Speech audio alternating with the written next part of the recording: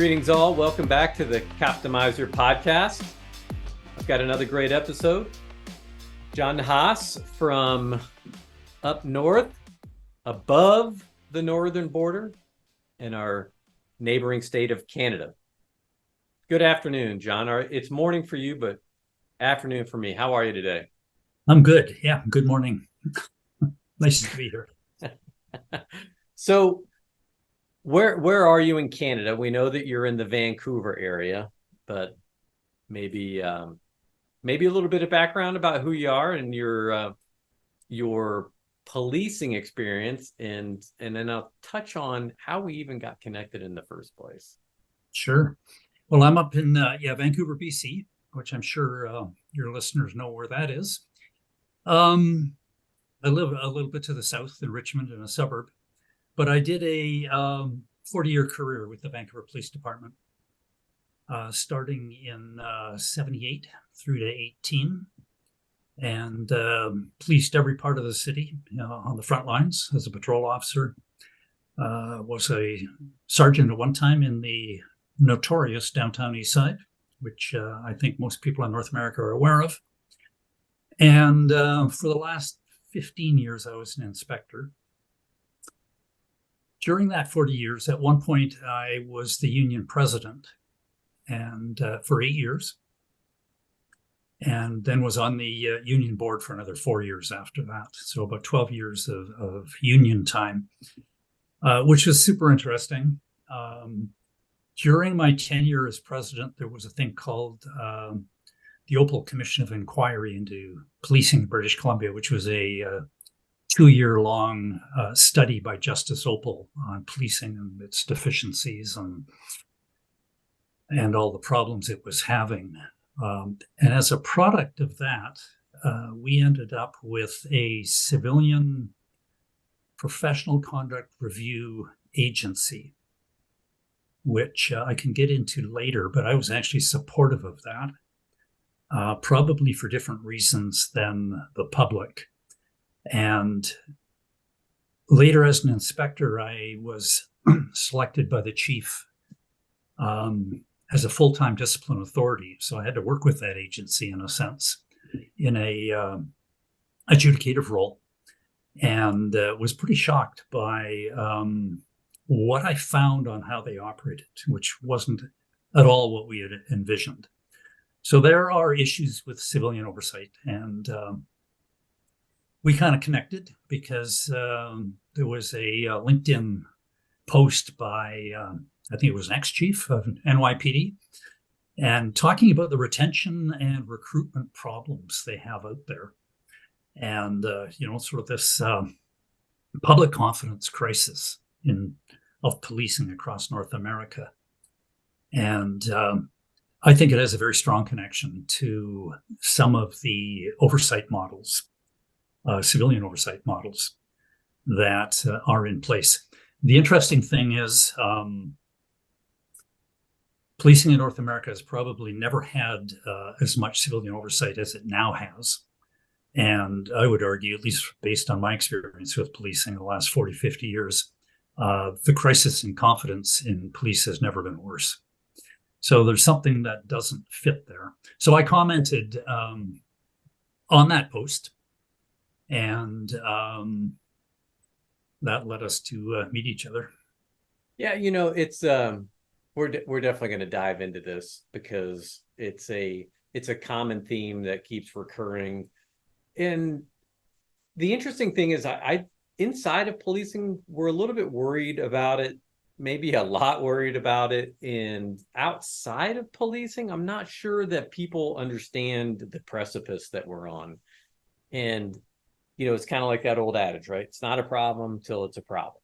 And then it's a problem. And so when you stop having police officers show up for calls for service, that's generally when people notice. Or if they catch something that's pretty controversial on the evening news. But yeah, the post was pretty interesting, and I was on vacation at the time. I was sitting in a beautiful tropical environment, popped on my laptop and was looking on LinkedIn, and I saw that comment, the comment that you made, because really it's about in U.S. in the U.S. it seems like the large agencies are really struggling to recruit. They're having retirements in massive numbers. People are leaving earlier. And it seems to be pretty consistent, and there doesn't seem to be a lot of slowing down in those trends right now.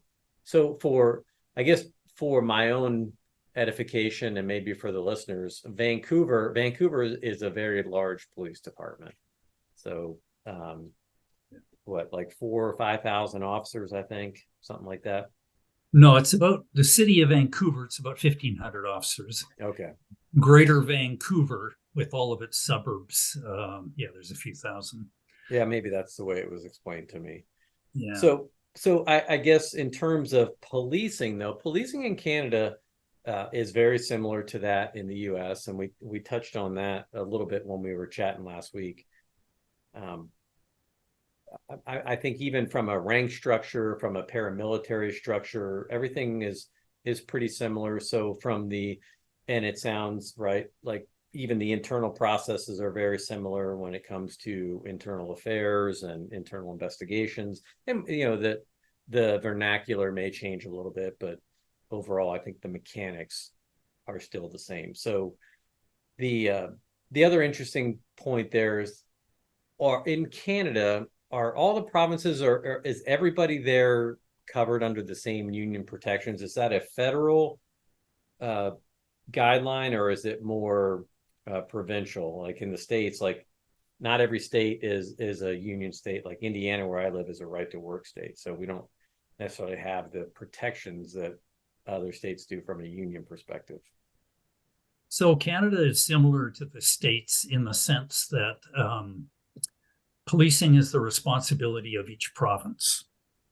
So throughout Canada, though, there's the right to unionize in every province. The only police agency that sort of didn't have that right until recently, and that was given by the courts, was the National Police, the Royal Canadian Mounted Police. Their history is more military than police, and so their management successfully argued for years that they were different. But anyway, the highest court said no, they have a right to collective bargaining. So a few years ago, they became unionized. But no, it's sort of at the state/province level. So I think we've enjoyed the benefits of collective bargaining rights. The separate issue is the right to strike, though. Virtually in every province, you don't have a right to withdraw service, nor would you want to. You're just there to negotiate wages and benefits and shifts and whatever. And I think for management, it's actually a good thing to have a body to talk to about employment issues. Yeah. So you served as a union. Is it a union steward position or the head of the union? I was. I had a bit of a military background, which I know you had too. I found the culture in policing kind of not the same as the military. The military has, from my experience, a solid culture of taking care of its people, of being principled and so forth. And when I got into policing, I was a bit shocked that it just wasn't there. There wasn't the development, there wasn't the training. And so you get a lot of odd sort of aspects to it, personality, careerism, all that kind of stuff. So I became interested in, I became involved in Police Act issues just by my peers. They were getting into discipline issues. At that time, all discipline, whether it was labor or professional conduct, citizens' complaints, was under one legislative process. And I just sort of got dragged into representing members. That got me interested in the union. And when I felt the union wasn't, actually reflected that police culture, I got involved in the union. And to my surprise, got elected as president. So, from there, I just got got more involved in the design of things and the need to change them. So we got into a lot of discussions about the discipline process and the public complaints process and how we dealt with citizens' complaints. And just to give some context, in those days, citizens' complaints were dealt with entirely by the police rank structure. So the chief ultimately would be the one who would determine whether the behavior relating to a citizen was appropriate or not and what would happen. When I became president, there was an issue about an alleged assault in the jail that just blew up politically, in that there was a perception of this blue wall of silence. And so the facts would never be known and this sort of thing. Unfortunately, there was a civil action, some money paid out by the city, and it ended up on the front page of the newspapers. And the perception was we had a public complaint system relative to policing that was absolutely toothless, and something had to be done. And so that started this engagement of ought there not to be a role of civilian involvement in the oversight. So that was coming from the public, if you will, from the outside, from civil liberties and who knows what lobby folks who were getting media time. What's the Canadian version of the ACLU? Is it the ACLU, or is it something that the ACLU is the American Civil Liberties Union, and that's typically the So we got the BC Civil Liberties, we've got Canadian Civil Liberties, you've got all of that. Yeah, absolutely. Okay. The same. It was kind of interesting because I got into talks with them over it, and like we were, in terms of a solution at that time, we were on the same page. I was thinking surely there's a better system than the unfairness I saw within the police department because of the sort of lack of a what I would call a competent and assertive police leadership culture. I saw a lot of unfairness. They were seeing it from this perspective of, well, here you got this jail incident, and the public just doesn't know what's going on. So when the Opal Commission came in the 1990s, there was a consensus about creating some sort of independent external oversight body. And it was kind of interesting because I was somehow in my naive mind was thinking that there would be some sort of more ethical, more principled, more objective cadre of folks out there that are going to find the truth and be fair on all this stuff. And, I look back thinking, what was I on? So, but anyway, we bought into it. And I still remember when the government announced this agency being set up. And this is only for professional conduct, by the way. This is not criminal stuff. That's another discussion. But this is, use of force, arrest, detention, search, seizure, all that stuff. And anyway, I was invited to the press conference, and the premier's there, or the Solicitor General, and he says, to the media, if you got any questions, Constable DeHaas is here to, from the union. Anyway, it got set up. And it seemed to be okay for a while. And then there were conflicts within that office. The staff ganged up against the commissioner, and this all became public, and it's still, the lights weren't going on. As it was, the years passed, and I got away from the union, and I just heard stories about that the OPCC, this office, really didn't understand policing. Didn't understand the dynamics of what happens when you're dealing with volatile people, when you have to use force, and on it went. And went through a few commissioners, and then at one point I heard things were really going downhill, and we were still doing the investigations in-house, but the complaints commissioner had analysts they had hired who would then look at what they were all sergeants doing the investigations, look at their investigations and kind of direct them, if you will. And so they actually hired a bunch of people that had no police background, no investigative background, and it was just starting to get a bit ridiculous. Anyway, as it was, I was promoted. I became an inspector.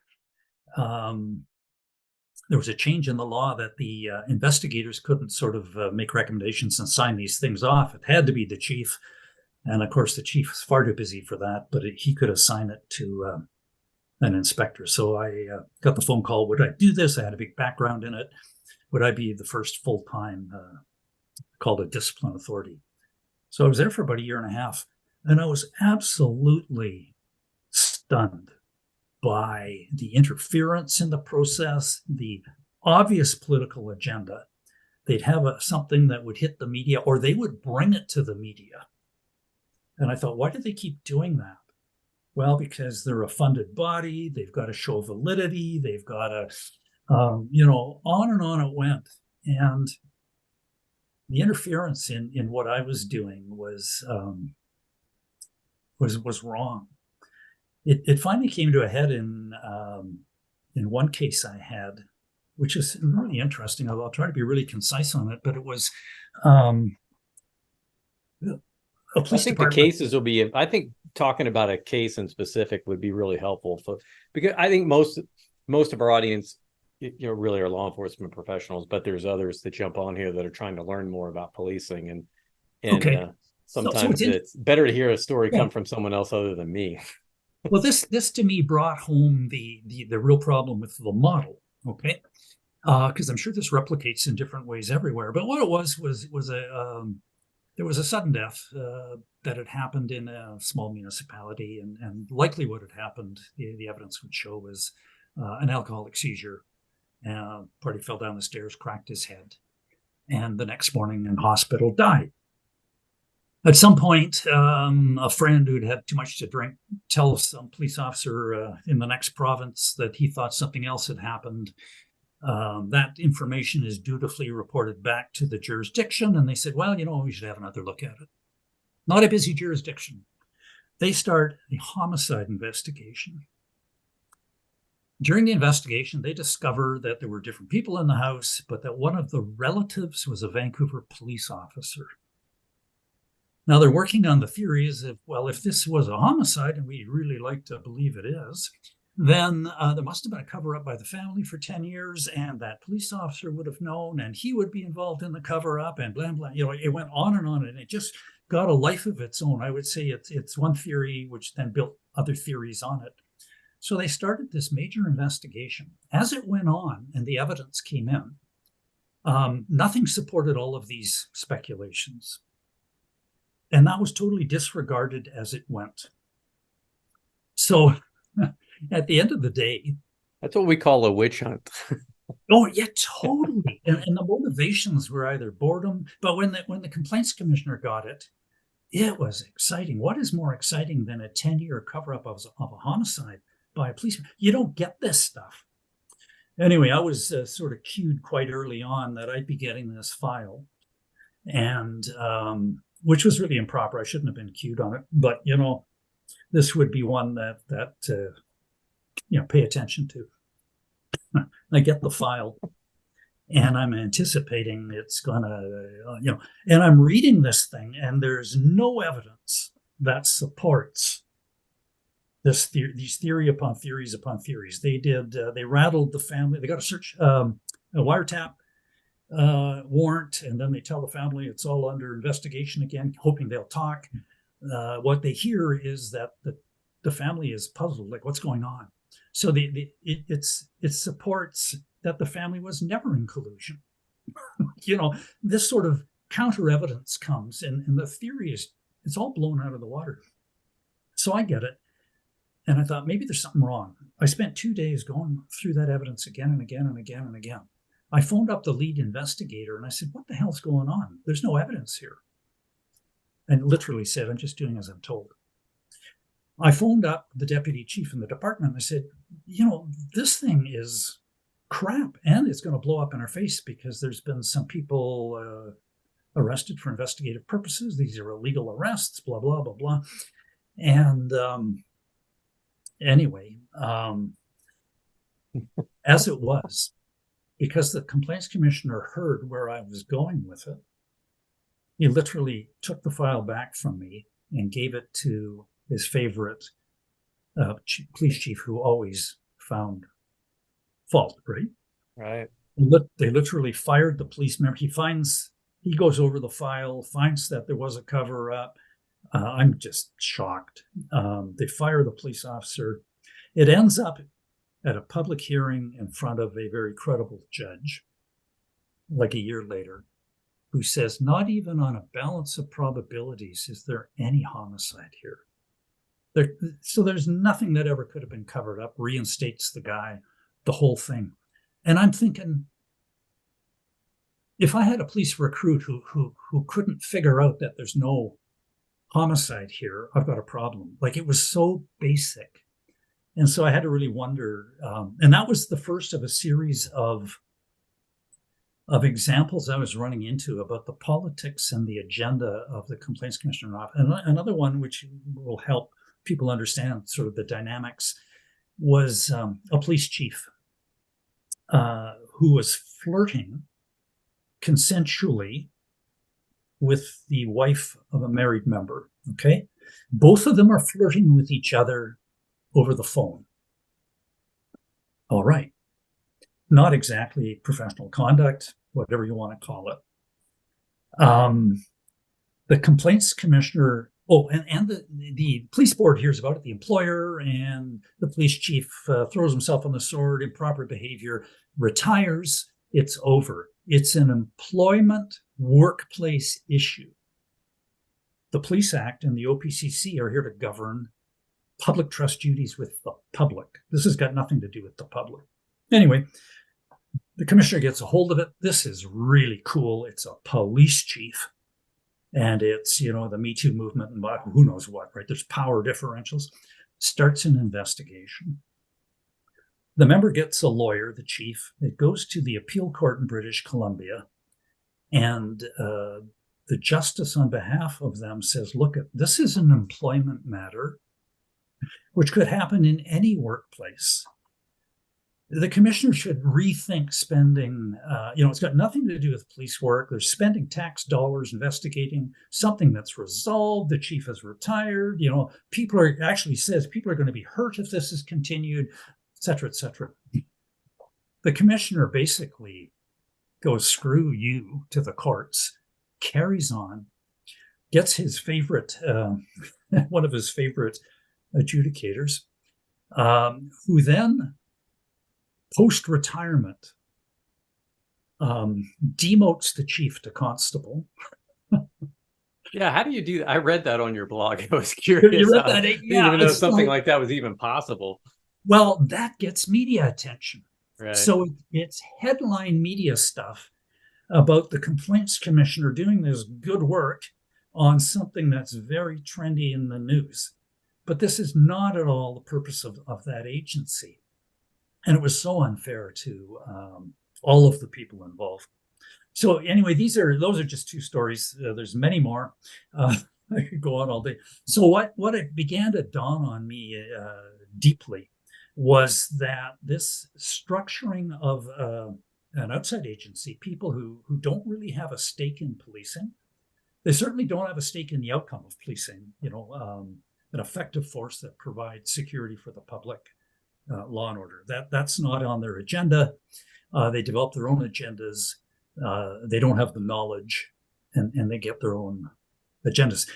That said, I still hadn't got over the belief that you had to have civilian involvement. So when I was working on my master's, I thought, maybe it's what we've designed. Maybe what it is we need to look at what's the component of civilian involvement that will build the public confidence. Is it the processing of the complaints? Is it who does the investigation? Is it the adjudication? Is it the sanction part? Is it the appeals? Like, what part of it is important for public confidence. What's the connection? And then we can get rid of the other parts, and then maybe we can build something that works. And so I did the research, and I was actually really surprised that first of all, there's no literature, no research that I could find that had any examination of the correlation between these types of public examinations, or citizen or exterior, whatever you want to call them, and the level of confidence in the police or trust in the police. But there was a body of literature that spoke to things that do generate trust in the police. And there's a body of literature that looked at, if you will, the performance of civilian oversight across North America and in Europe, and how they'd been performing. And it was super fascinating, because when I started to read about the failure of civilian bodies for decades now in really achieving anything to better policing, that was really a wake up. It's like, wow. So, and that confidence in the police really had to do with quality service, personal contacts, and engagement with the police. That was most important of it. So I began to think about, where did this idea come from? If it's not to increase public confidence, this idea of civilian involvement, where does it come from? And so I kind of took a brief look, and I can do it very quickly at the history of policing, so we can at least understand why this started. And the first thing is, policing's not that old. It's less than 200 years old, modern policing. It started in 1829 in England with London Metro. This idea of police should be, the police are the public and the public are the police, is what Robert Peel said. And there should be this consent to be policed by the public. So it's kind of an interesting idea. Yeah, I think, and most people will understand that part of it, right? It makes sense when you think, all right, if you're back in those days and you don't have an organized police force, you generally, like in the US, you had posses, you had deputies, you had people being being deputized to go do what everybody else really wants done. And so you entrust a certain number of people with that responsibility to do what everybody wants done. Yeah. So it developed from there. And what the literature says is over the decades, there were problems, because you've now given a group of people authority, power, that kind of stuff. And so there were cycles of public alarm over abuse of force, over corruption, over taking stuff, all that kind of stuff. And there would be these sort of waves of reform. So first of all, it was, well, let's select better people. Well, let's pay them more so that they don't need to act that way. Let's up the training, and so forth and so on. And that these were cyclic patterns throughout the West. It was the 1960s that this idea that there had to be more direct public engagement and control of police that started to take root. The race riots, for instance, there was, and I remember as a kid, you'd sort of see complex social, they were obviously complex social issues, and the police were this heavy-handed force that was just trying to impose this order. And so the media was, of course, starting to be much more influential, because the Vietnam War was on our TV every night, and so were the race riots, and so was police brutality as it was cast. So there tended to be this movement, and there, of course, there was more citizen engagement in all the rights movements, gay rights, women's rights, war protests, civil rights movements. So this involvement of people in process, I think, became an ideological bent. There wasn't like a business case. It was an ideological bent. And then we saw that, at least up in Canada here, in the really take root in the 90s.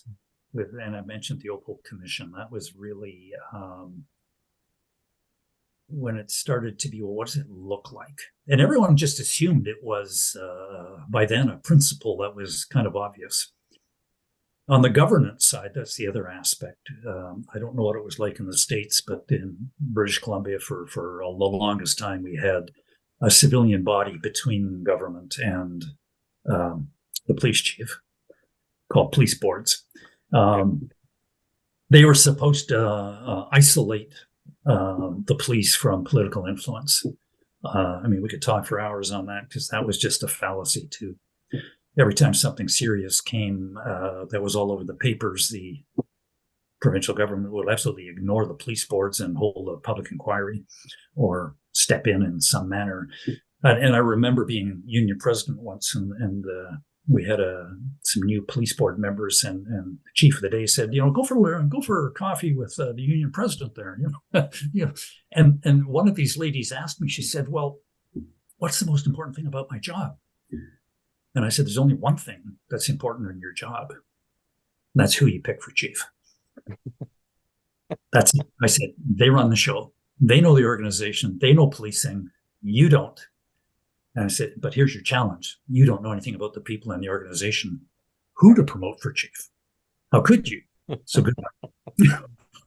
Yeah, it's good to know that merit commission, here in the US they're called merit commissions, and it's a little bit different in every state, but Indiana has merit laws, and based on the size of your city or the way your city is structured, you have these civilian merit commissions set up. And so, like, an example for our, where I was a chief in our agency, I was appointed by the mayor, but from the rank of sergeant all the way up to deputy chief were all merited positions that the civilian review board, Wow. based on merit rules, the way things were laid out, how you're promoted, you have a written test score, you have performance evaluations, you have seniority, and then you have these interviews with the board.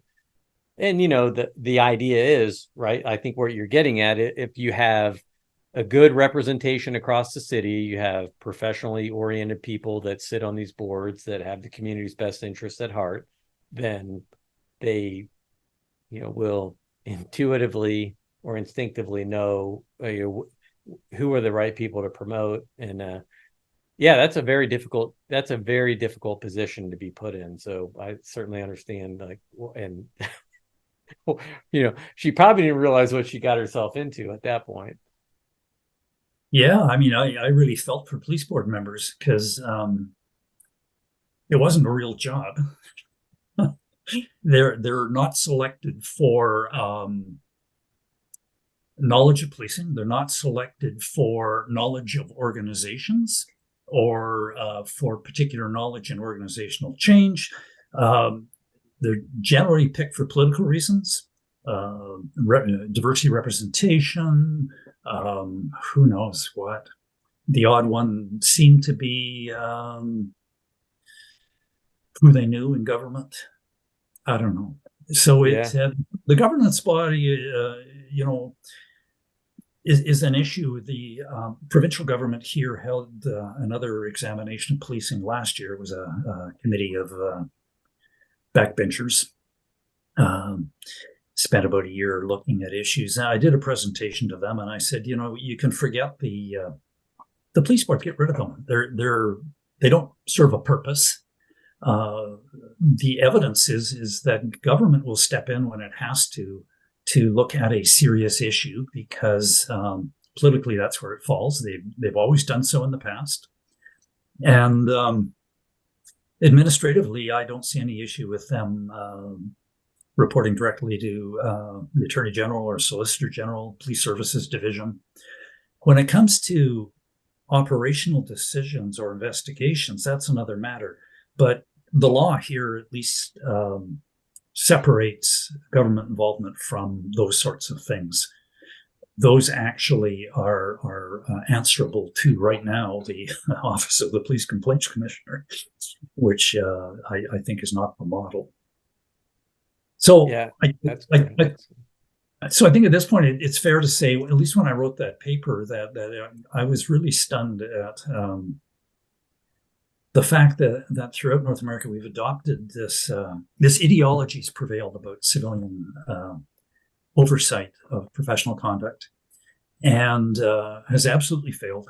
And it's brought us to this position, as with that LinkedIn post, that we've probably never had this measure of civilian oversight, and things are getting worse in terms of confidence. We've got recruiting, retention problems. We've got defunding movements. You've got all sorts of crazy things going on. So I did become aware of what I think is the direction that I think policing needs to go. And it's interesting because when the Opal Commission was on, there was one voice at the table, a professor from the University of British Columbia, Charles Ungerleider, really nice guy, bright guy. And he said quietly, "You guys are all wrong. You should professionalize policing." And I remember, maybe I wasn't too polite, but I said, "No, you're totally missing the point here. The citizens have to be involved. This is just fundamental, because I bought the belief as well." Anyway, recently I had someone point out to me that in Ontario, Justice Tulloch, who had done an inquiry, very bright man, said, Ontario is having a ton of issues with these civilian bodies, and they're failing. And he said, if we want the police to act as professionals, we need to treat them as professionals. They should have a professional college of policing, which is independent of any police service, any police agency, but like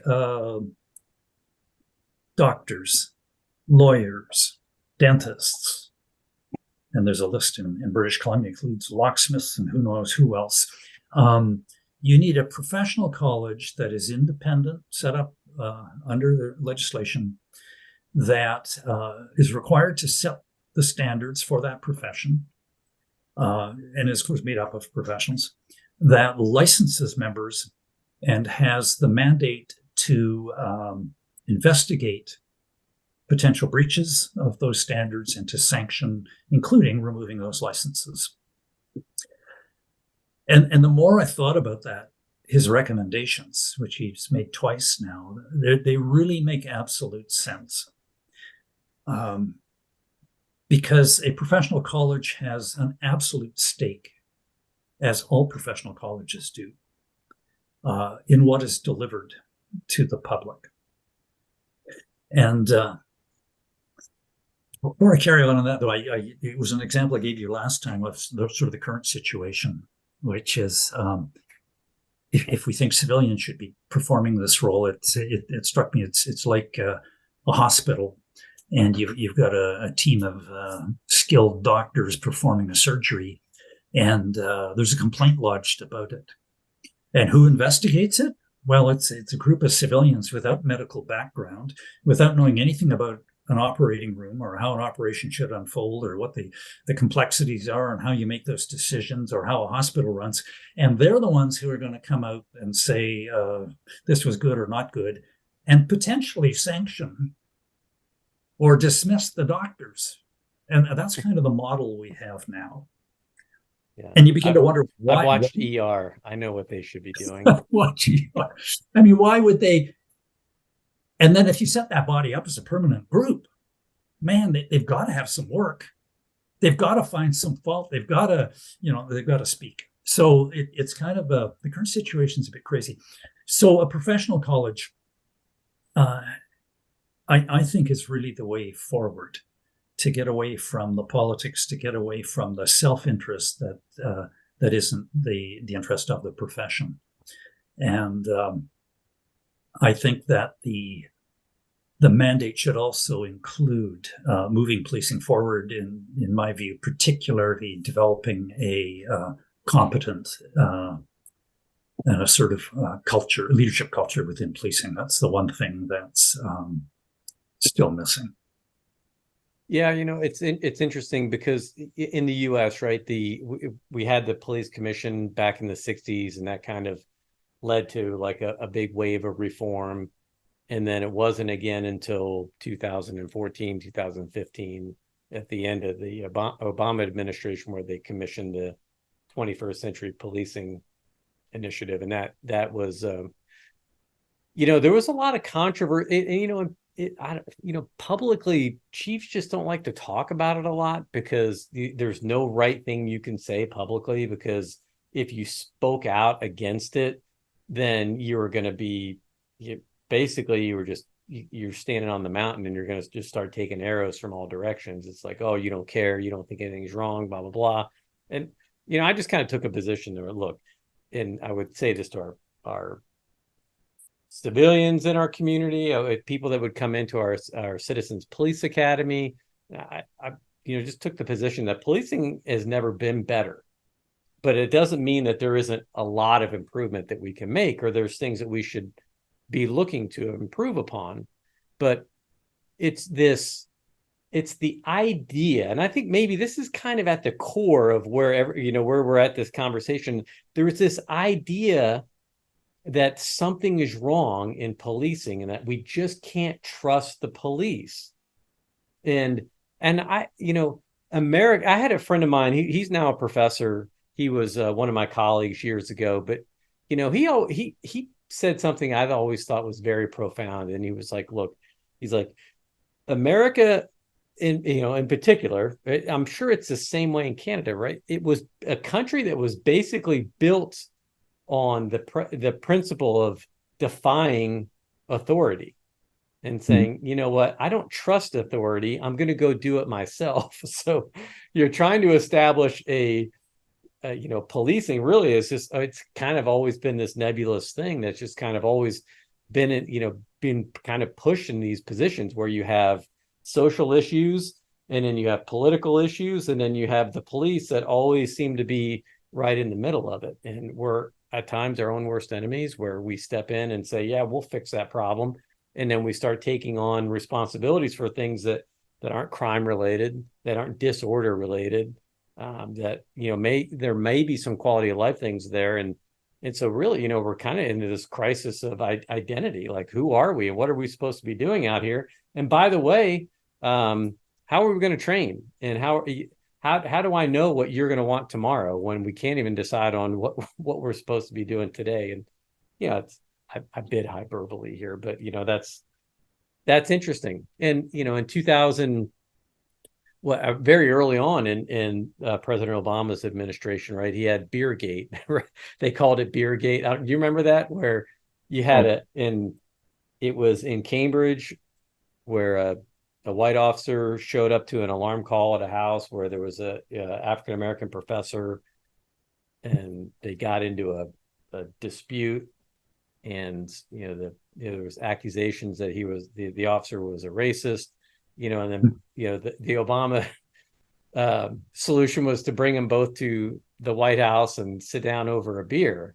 And it's pretty interesting to go back, and I don't want to get into it, but I did read a story that kind of like that kind of got into the details after the fact. And but it kind of set up, it was really one of the first times where I think there was a legitimizing from the White House itself that there is a problem in policing, and particularly as it comes to race. And then it wasn't just a few years down the road where you had the Ferguson incident with Michael Brown and Darren Wilson. And that case, I like to remind people, there's still people in the States that walk around that think that Michael Brown was shot in the back with his hands up, even though there was 3 separate grand jury investigations that showed that wasn't the factual circumstances, that didn't happen.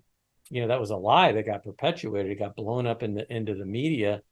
And yet, there was, I think, the next big step where, man, we not only, who do we trust to do the investigation, and who do we trust to do it the right way? And that, again, of course, the media just, they jumped all over that. It's got all the elements of a great news story. It's going to get people tuned in. People are going to watch. And, who cares how many lives we destroy at the end of this, right? You got cities burning around the US, and you never want to let the truth get in the way of a good story sometimes. So if I can give you a little comment on some of what you've said there.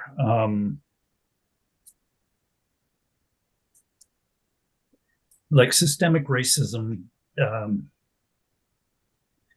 that was an issue up here too. There was just a couple of Indigenous folks. Grandfather with his granddaughter trying to open up a bank account. Bank phones the police. Fraud in progress.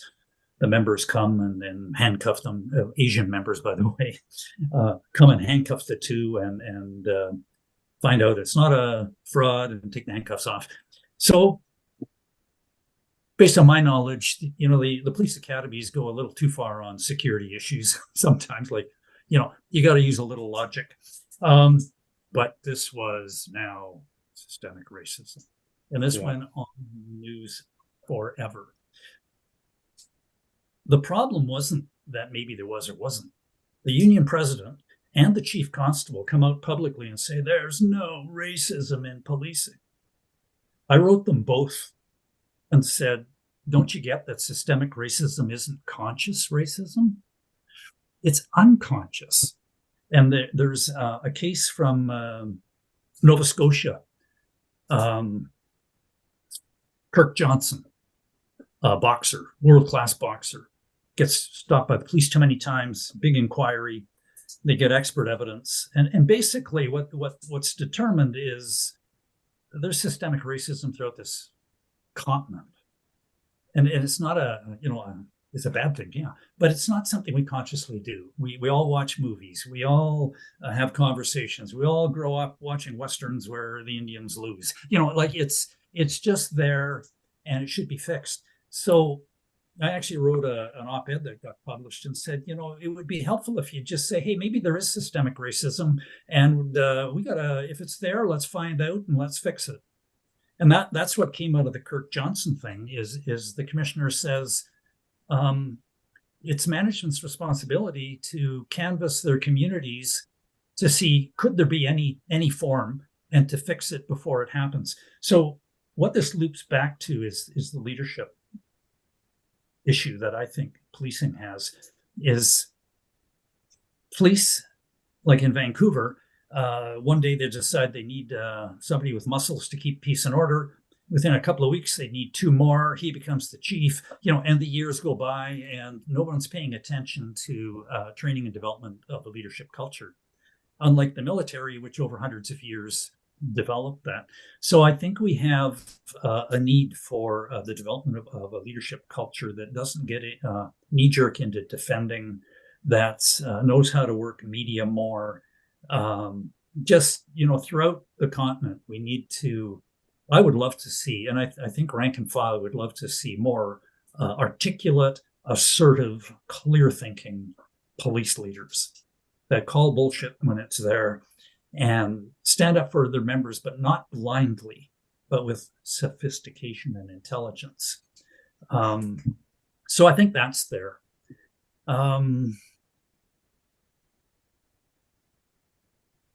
Yeah, so I think that's a good point. And to go back to like the the movie Platoon, at the end, you've got it was such a cool movie.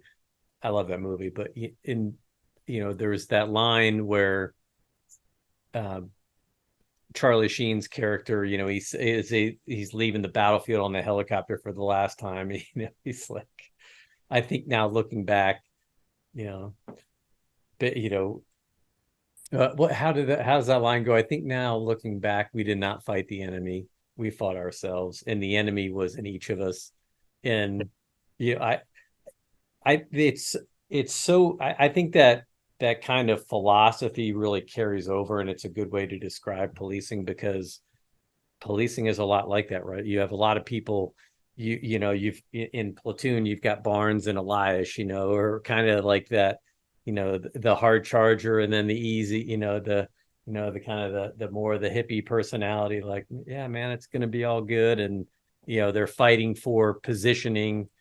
And it's not, but it's not just in policing where those mindsets exist, right? They exist everywhere in all segments of society, and that's just kind of it. It just, again, it goes back to the point where I think you're spot on, is that the professionalization is really the only way out, and it's really the way through, is that you build on successes, you learn from failures, you acknowledge mistakes, you acknowledge the things that historically policing has screwed up, or where we've gone off the rails, maybe sometimes with good intention, sometimes not, but when it comes down to individual cases, the only thing that really should matter is what the facts tell us.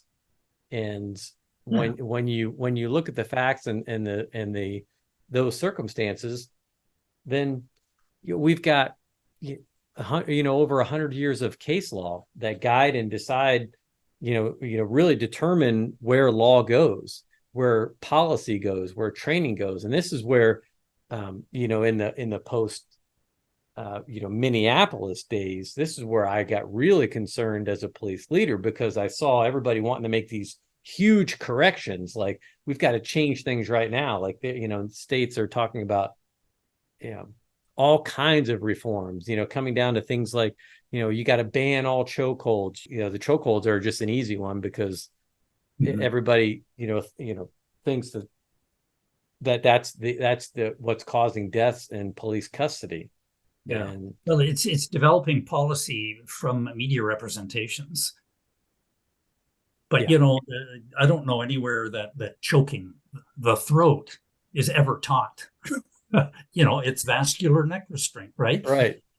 So people don't even know what they're talking about. But that's what's driving it. And what I've found is because we don't have in my view, a critical mass caliber of leadership.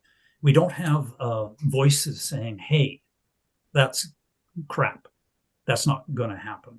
And so I've seen it up in British Columbia here, where we get some of these. I've talked about the Complaints Commissioner's Office. I have not seen the chiefs of police outraged when they see injustice done there. And they should be. They should be principled, in my view, and saying, like, this is absolutely unacceptable.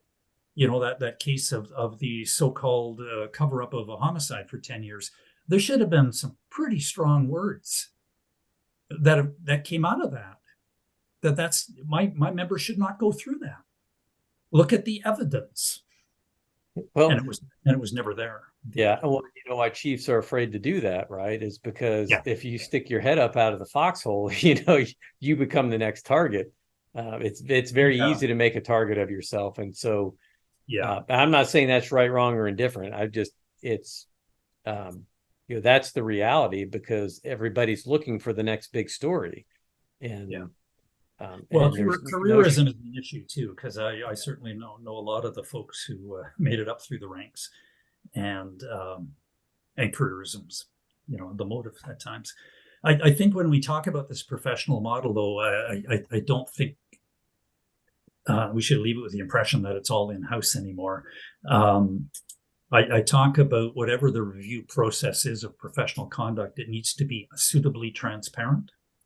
And I say that just based on my experience as a discipline authority, is many citizens did not want whatever came out of the investigation, or the fact that they were even lodged a complaint, to be public knowledge.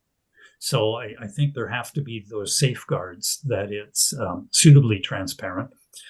And also, I know that the Law Society in British Columbia a few years back decided that even though they maybe have a dozen lawyers on their conduct review board, they added a handful of civilian folks onto that board. They picked them, very qualified folks, so that they would have that voice within the discussions.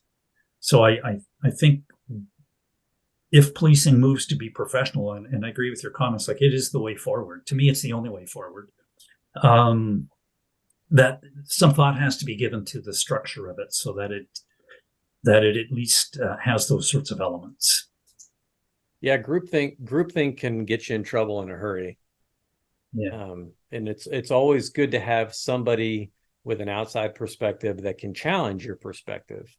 And and I think there was a time where it was okay for something to challenge other people, to challenge what their thoughts were, and do it in a in more of a Socratic way. But anymore now, if I challenge something you say, people take it really personally, and they it's and I think that's just the environment that we live in. We live in a very polarized environment where you're either with me or you're against me, right? And if you're against me, then you're my enemy.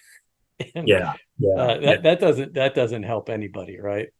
Well, I think that's really a good descriptor of where we are. I think this movement, like Black Lives Matter and defund the police and more watchdogs. Every time I see that in the news, I just gag. Yeah. It's sending all the wrong messages, and because it's sort of come out of left field somewhat, I see a lot of police organizations circle the wagons and defend, and I think that's a sign of weakness. I don't think we should be defending. We should be engaging in discussion and know our principles. But it's partially because we don't have a direction. And so I think moving towards a professional destination with a vision for that would be helpful.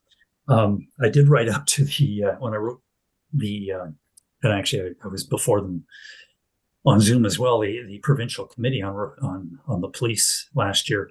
I said the problem is because we don't have a critical mass of leadership within policing. It is incumbent on government to adopt the vision and create it. And that's been the history here forever.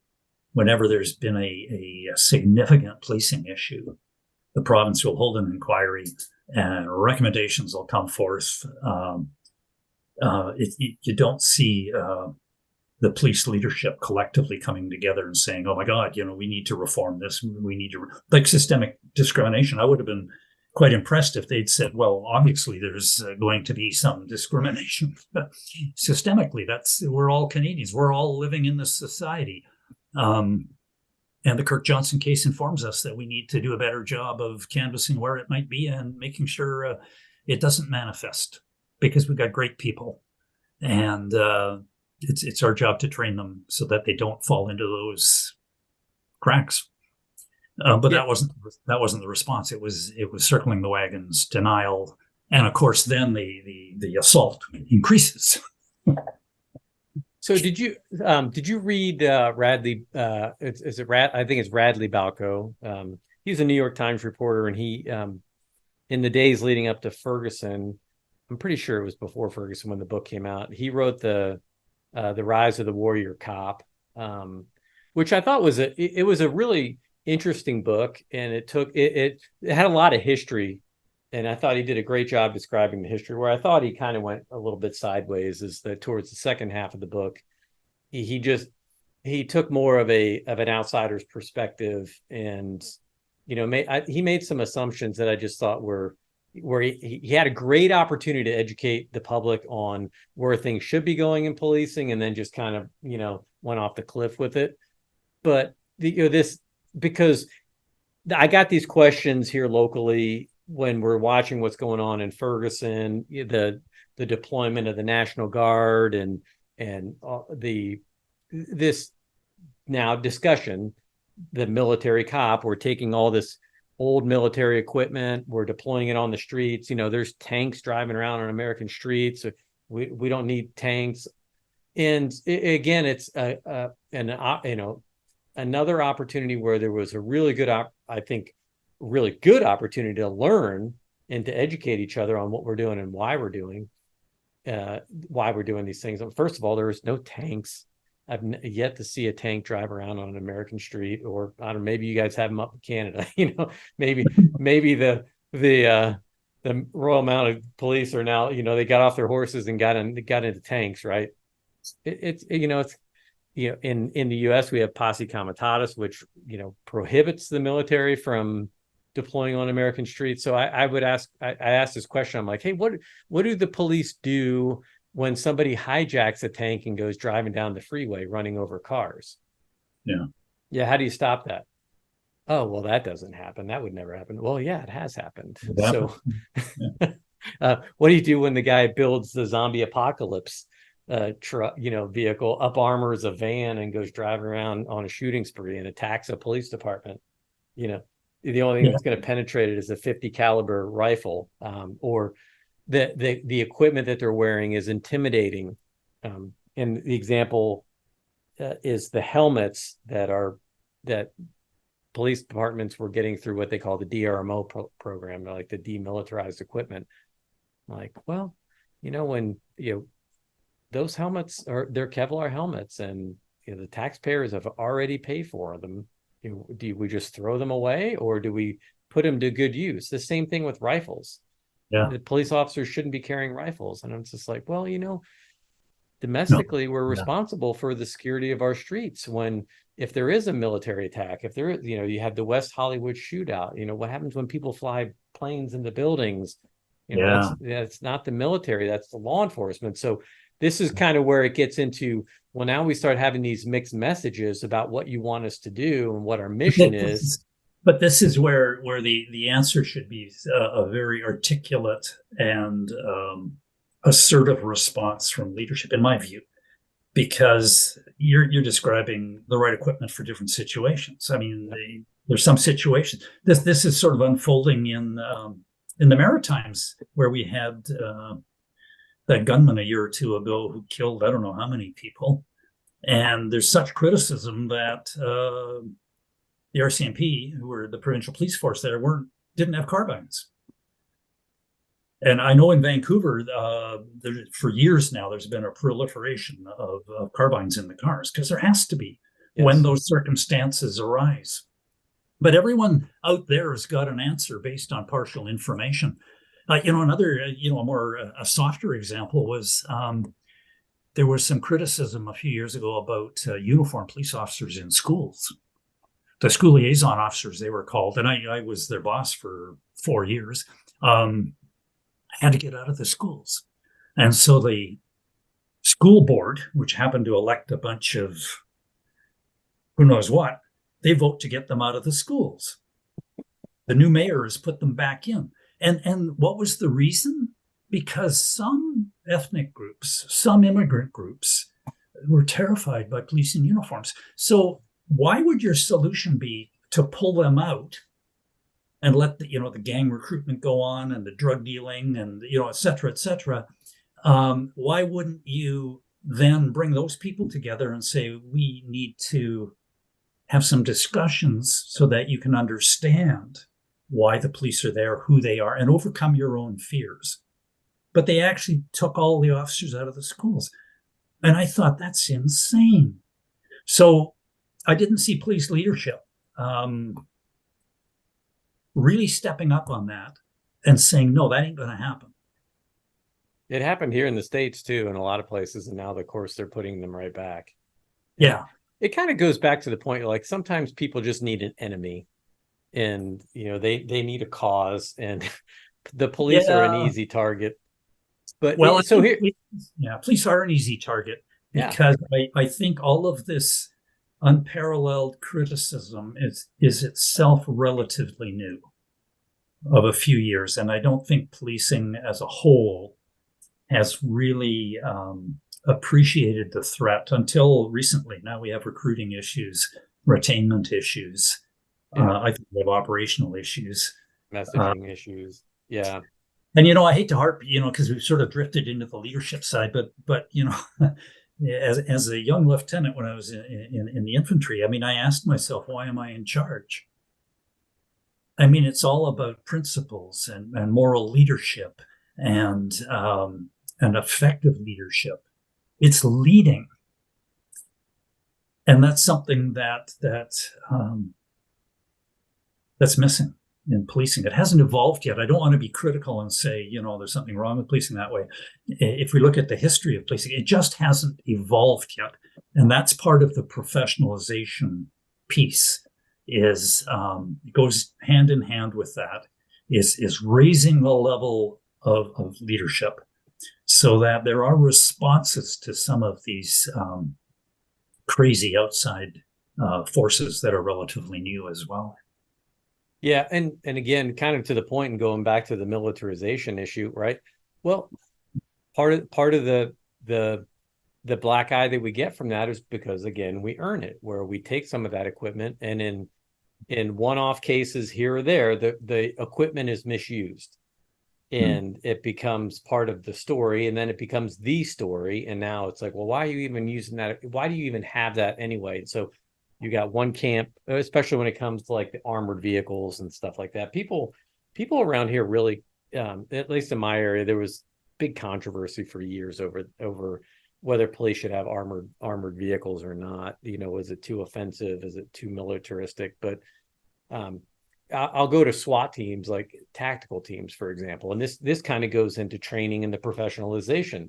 Like you have in the U.S., you've got, and maybe Canada works under the, you have the National Tactical Officers Association. I know the Canadian organizations belong to the NTOA, but back in my tactical days, they wrote, and this has been in the early 2000s, they were looking to create some standards across the U.S. for having tiered level teams, like a tier 1 team would be your LAPD, SWAT, your NYPD, your full-time teams that train full-time, that can have hostage rescue training, that they have all the specialized equipment, they have all the equipment and training to do what needs to be done, and then they have the time and the resources to be able to train and rehearse and practice and do all the things that you would need to do.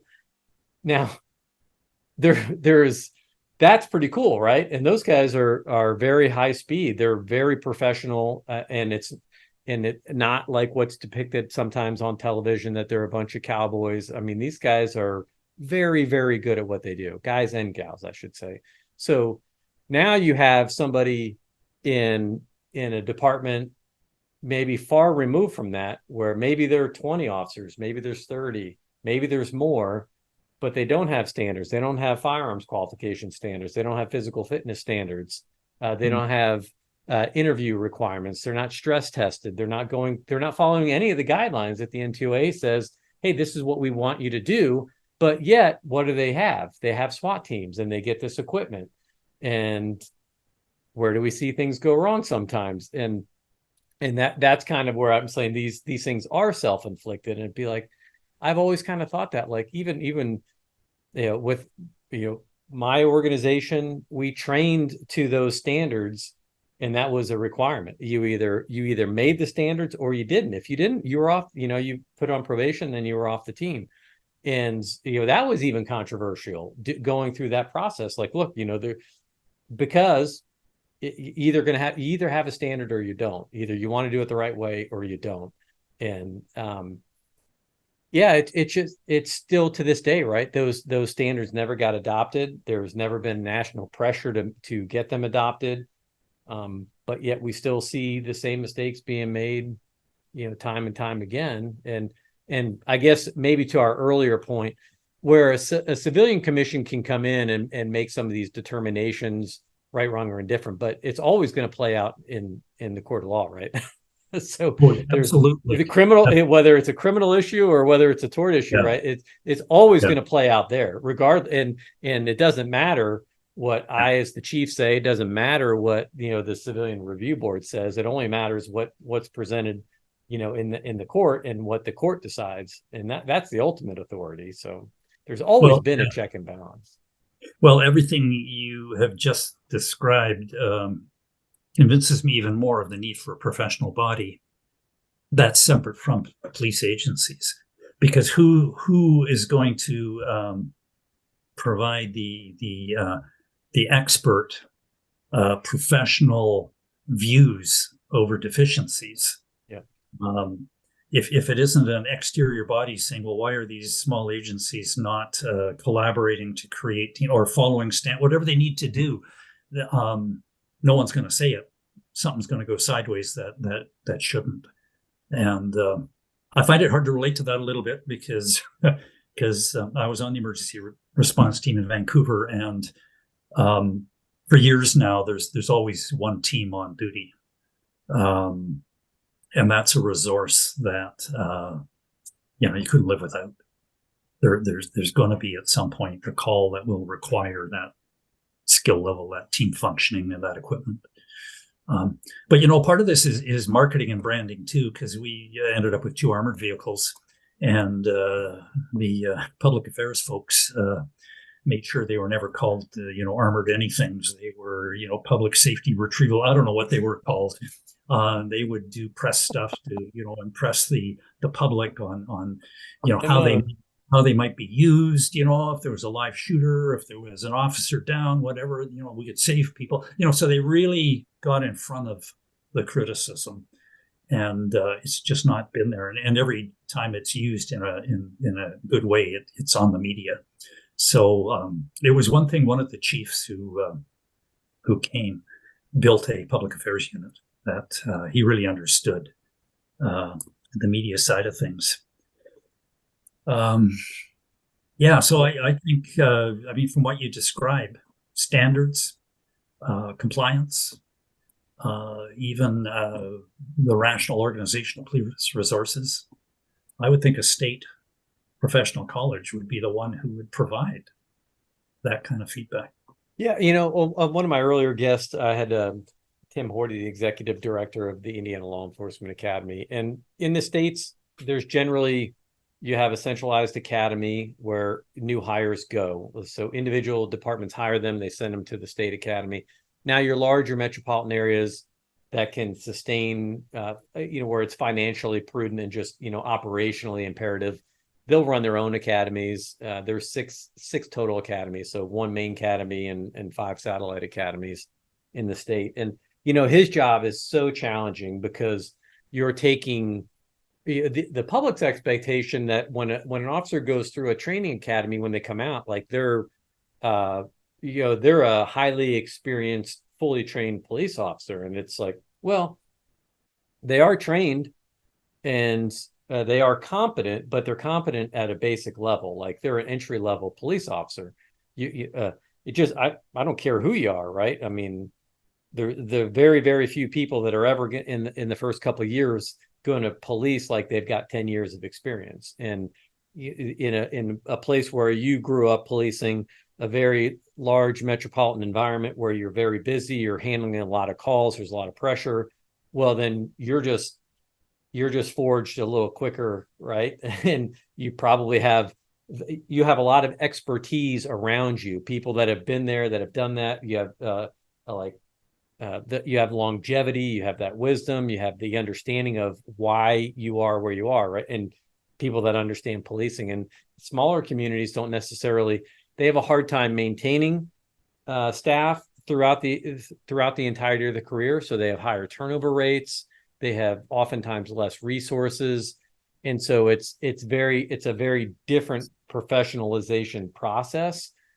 So I don't know, I think there's always a place for a centralized academy, but I do like what you're saying. And this is kind of where my question, it's kind of a rambling into a question, but if you could just kind of start with a clean slate, like here's your palette of colors and here's your canvas, create what you think would be the best way to build a police department from scratch, that's going to get you the best product, the best return on investment. That's not a hard question. That's an easy question. I did a LinkedIn post, my hopes for policing in the province for 2023. Because policing has been built over time, and the unfolding of the population centers and the economy and et cetera, et cetera. So yeah, if you had a blank slate, first thing I would have 1 police department, 1 police agency for the entire province. That's how our ambulance service is delivered. Organized crime doesn't honor municipal boundaries. When we've had the odd riot up here, people come from all over. So, crime travels. So I would definitely have 1 police agency, and I would have it administratively report directly to government. get rid of all these civilian bodies that are ineffectual. At the end of the day, the provincial government always involves itself on serious issues. Operationally, it has to have its independence, which it has in law. I would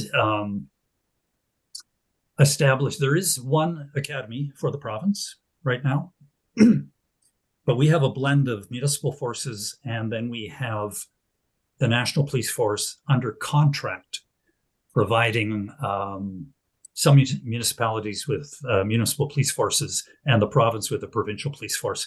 That's beginning to change a little bit. I would end those contracts, and again, one BC provincial police force. So I would call that the rationalization of policing, where you can look at specialized services, emergency response teams, canine units, specialized investigators. Where should they be? How should they be deployed? What areas, et cetera, et cetera, et cetera. You just do it as a business model that makes sense. I would definitely start a professional college, and would bring the accountability, the setting of standards, the licensing of officers, and the investigation of professional conduct to the college, and have them, and one of the mandates would be the development of an appropriate, competent, assertive police management. And that's going to take years. Police leadership, it's going to take years, but it's got to start. It is the future. So those are the key pieces I would do. Yeah, so you would be a lightning rod down here in the States, because what you're describing is like as a national police force. And, in the US, there's almost 18,000 different police departments, all from one or two officer departments all the way up to, NYPD, 30. Well, I would go state by state, not national. I mean, there are countries where it's a bit national. I think Britain is a bit national, and Japan's a bit that way, and then they break it down. But I'm not sure that we're ready for a national police force. Our Constitution, law enforcement is provincial responsibility. Yeah, well, I'm not saying, I don't necessarily disagree with you. I definitely think that of course, we started this conversation, right, with the road to hell is paved with good intentions, basically, yeah. Right? So, if you shrink down, right, and then you get the wrong leadership, so leadership is right. It's everything. If you get the wrong leadership, then definitely you can influence things in the wrong direction. So having a good check and balance, I think, is always going to be critical. But I do see the value in that, because you can really, I think, shift your resources where they're needed the most. And I'll go back to my SWAT team issue, right? Like just describing that issue, SWAT alone. Not every police department needs a SWAT team. And if you're not going to train to the standards, then does it really, should you, as an administrator, right, as a police leader, should you even take on that liability and that responsibility, knowing that it's kind of, it's almost a bit negligent supervision. There's probably some other things in there, but where you realize, hey, we know what the national standards are, but we're not training to them. Well, why aren't you? Well, we don't have sufficient resources. So, but I would argue that every jurisdiction should have access to a SWAT team. Yeah, absolutely. And so again, this is where you have to have inside knowledge, right? You really do. I mean, trying to do this from the outside probably wouldn't work. And I'll say hostage rescue for an example, right? If you have the time, if you can secure a scene and call in the most highly trained, best equipped unit in the state to come in and handle that, well, then why wouldn't you? That just makes perfect sense. Now, you're not always afforded that time. And what gets in the way there? Well, that's jurisdictional boundaries. It's egos. It's, we can handle this and we got this. I don't need someone else coming to help me. And so that can be a little bit of an issue. But again, when you're talking about resources, well, if you consolidate, which I think maybe we're talking about smart consolidation in a way, and then smart professionalization. And in that, you talk about the professional college. We mentioned this when we were chatting on our pre-podcast discussion, but I've also had this conversation with a few other guests. In the military, before you get promoted to sergeant, they send you to leadership school, where you go. I went through it. It was a 3-week course, and they made me go through it, even though they knew that I was separating. So I was going to be getting out because I was getting ready to go to college, and I was up in Alaska at the time, and they were like, well, you're going to go through the school anyway, because who knows, you might come back, you might change your mind, you might stay. So you're going to go through this leadership training, 3 weeks of training, NCO preparatory school. And you're not eligible to become an NCO until you've completed that training. And then once you have completed that training, you still have to test and go through the competitive process. But we don't do that in policing. And I think that's a lot of times people don't understand that. Maybe some agencies do, and some agencies have better processes than others. But for the most part, if you're technically and tactically proficient, you generally get promoted. Right. And Right. And that doesn't always necessarily equate to good leadership. Yeah. I mean, that struck me very early in my career is the lack of, at that time, training for supervisors. There was none. And training for managers, there was none. Over the years, I was in the union. We actually pushed for training at both levels. And now there is supervisory training, which is both street tactical stuff, some administrative stuff, and so forth. I think it should be a lot more, my bias. As for management training, there is critical incident command training. There is public order training. For some people, there are the management of major investigations, that sort of, those sort of skill sets for appropriate people. But in my view, what's really missing is leadership training. That involves so much. And in the military, that was when I was there. I mean, we spent a year going through leadership training along with the tactical and all that. So I always looked at my bosses in the military with such respect, and because I knew they knew stuff and could do stuff that I didn't. And it didn't take me long in the military in the police to. I began to wonder, what do they know or don't know? So yeah, it's quite interesting, and I don't mean to be sort of negatively critical of the state of police leadership, because I think it's understandable when we look at the history of policing. It's just a product of where policing has evolved over the last 200 years. And it's time that we really ramped it up. I know locally here, they're saying, well, you need a master's degree now to move into the executive. And, so, a master's in whatever, it doesn't mean that you've learned anything about leadership. It just says that your academic skills are really good, and that's an asset. That's important. But we need something that relates to policing. So that we can develop systems that we can keep evolving rather than reverting to a defending posture, which is quite typically done. And I think right now we're really at reaching a fork in the roads, because what I see is more calls for citizen involvement, exterior, watchdog functions, all that, more governance, that sort of thing, and so. Defund the police. We need to control them more, and that is diminishing the ability of police to be effective. And I honestly think our democracy becomes more at risk as a result of that. We have a right to safe neighborhoods and a professional police force, and so we need a vision of the future, and that vision, I think, is. As Justice Tulloch in Ontario expressed, is a professional police force that means a professional body independent of any police agency, I would think at the state or province level for now. And not to say you can't, between them, set national standards, which I think you should. Let's say for active shooters, there really should be a national training standard and tactical standard.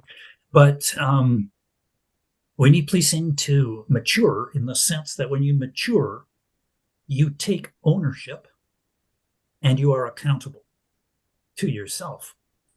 And so professionalizing policing, having a college that sets the standards, certifies members, and that's, I think, what you're talking about a lot about. What are the standards to which we certify to, and even perhaps certifying agencies, certifying leadership, and then having the capacity to investigate and deal with complaints or deficiencies, which could be culpable or non-culpable, and having the ability to take those licenses. And that's what true professions have. Lawyers have, doctors have. I know recently in the papers was a very senior lawyer who was disbarred. And I looked at that and I went, wow, no cover up. This guy had, influence and experience, and he acted absolutely against the standards of the Law Society and lost his license.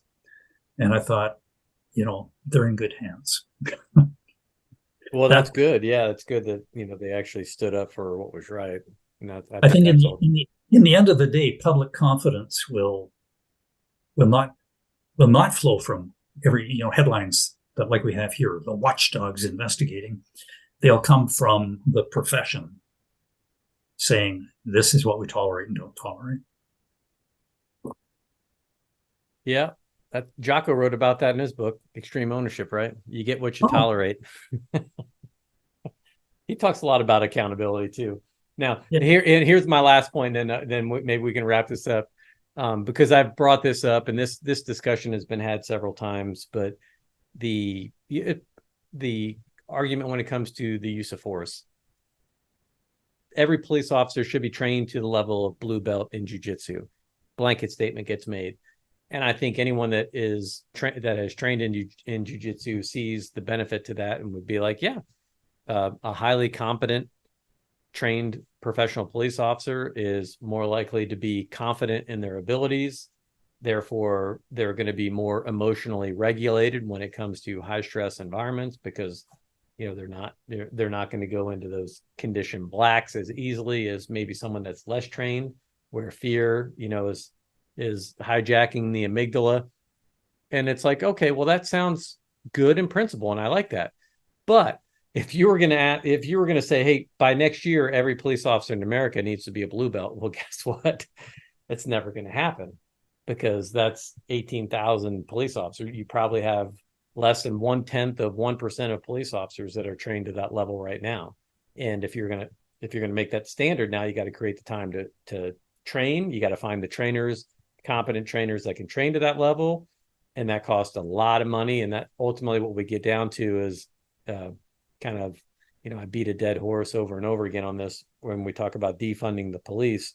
If you want to improve the professionalism and the outcomes that you get from policing, defunding is the exact opposite thing that you should do.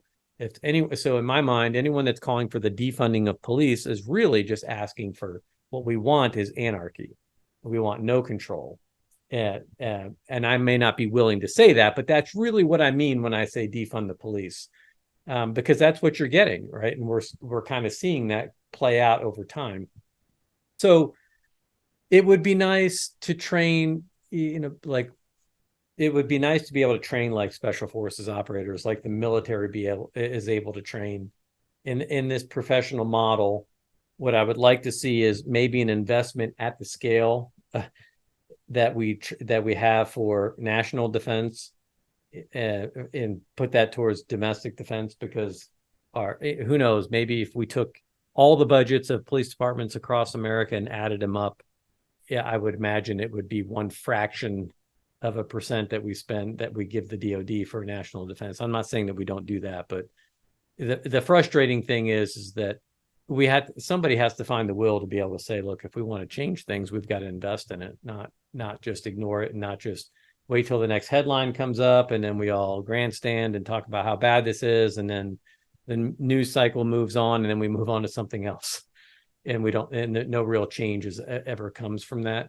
And in the wake of those incidents where there's just a path of destruction, lives lost, people go to jail, careers get ruined. So what I'd like to see, in short, is we take 20% of what we would spend on national defense invested in domestic defense, and within 10 years, I think you would have a whole different policing community in America. And we'll save it for another podcast when actually how we roll that out. Well, I agree with you. I mean, the path forward, is not defunding. It's, as you say, investing in police, investing in training, investing. You talk about force options, jiu-jitsu. Well, verbal communications skills. There's a thing called insight policing now. INSIGHT. Which is a dialogue process that's really good. So yeah, it's moving forward some of these newer and different ways of policing, upping the skill level. I've harped on about leadership skills, media skills. There's so much. And I agree with you. It's the opposite of defunding. I'm kind of proud that in Vancouver, our new mayor, part of his platform was 100 more police officers. Nice. Yeah. Is he going to be able to find them? Well, I think so. Within a few weeks of being in office, he's working the city for the budget and moving forward. So not everybody's into defunding. But I think you're bang on. It's the investment in policing. It's creating a vision. You see, that's another thing is you ask people, what's the vision of policing? And they're like, I don't know. There should be a vision. And I like what you're saying. It's like more training. Let's broaden their skill sets. Let's look at rationalizing and standardizing, especially for smaller departments, what they can have available. Let's teach officers what their true potential is. Yeah. And not limit them, and give them the resources to be the best versions of themselves, because that's what's going to improve the performance of your police departments. You can have the best policies, you can have the best training, you can have the best technology, the best equipment, but if you've got suboptimal human beings driving all that, you're spinning your wheels. And so I think a part of that is moving away from this fear of being beat up in the media, being dealt with by civilian bodies that don't get policing, don't get the job, don't understand anything, but get on their own agendas, which makes everyone shut down and be defensive and turtle. Yeah. But to know that if something doesn't work out the way it might have, that at least the review will be done by knowledgeable people. And if there's a training issue, it'll be dealt with as a training issue, not a political issue. And if I did wrong, I'm a professional. Tell me, and let's deal with it. And so the environment is not good right now. And I think it's a consequence of the application of an ideology that at one point made a lot of sense to me. and now I'm recanting and saying, I've seen the result of that application, and we need to rethink. We need to move forward and have a vision that's positive. Amen. All right, John, we've been going for, I told you this would happen. It's easy. We've been going for almost 2 hours now. So yeah. We'll have to wrap it up. We avoided a lot of side topics we could have spent a lot of time on. Oh, so I know. This is we stay fairly focused. Yeah. So yeah, we'll have to do another one down the road. And I did want to give people an opportunity. Where can they find you? If you want to give your website and stuff. Yeah, my website is johndehas.ca /. So that's JOHNDEHAAS.ca And you And can, you're on LinkedIn, and I I'm would on encourage, LinkedIn. Yeah, find me on LinkedIn. yeah, I Yeah. would encourage people to follow you on LinkedIn, get on your website, because um, I cheated a little bit. I read your blog post, so there were some things that I kind of had queued up in my notes as to what I was going to ask you. But I really do think that you have a ton of knowledge, a ton of wisdom. You've got great perspective, and it's there's a lot that we can learn from you. There's a lot that policing can learn from you, and yeah, we just got to take the opportunity to do it. So I really appreciate you spending some of your valuable time with us, sharing your wisdom, dropping some knowledge bombs on us, and taking us back a little bit so we can find the right path forward. Thanks for having me. What I love about this is because I'm not in the organization, those controls aren't there, and I can actually speak my mind, and so I really appreciate that. And I think just a last comment is what I've realized is policing's a career. Like you don't walk away from it when you've left the organization. It's there. It follows you no matter where you go, right? Yeah, you know that, and that I think is what makes it a profession too. Yeah, and that'd be a whole great discussion in and of itself. Is when people are retiring, they're just dropping off, and I mean, I don't blame people for.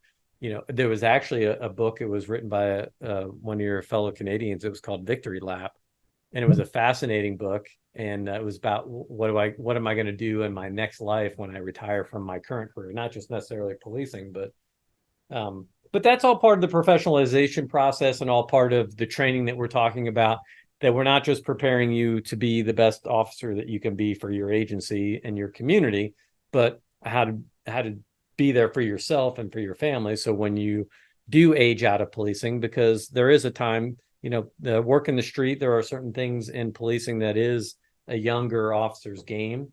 There's certain things that the older, wiser generation, I think, can bring and give back to policing. But there is also life after policing, and I'm just starting to figure that out. So appreciate it again. We're about ready to go right down another rabbit hole, so I'm going to leave it right there. That's right.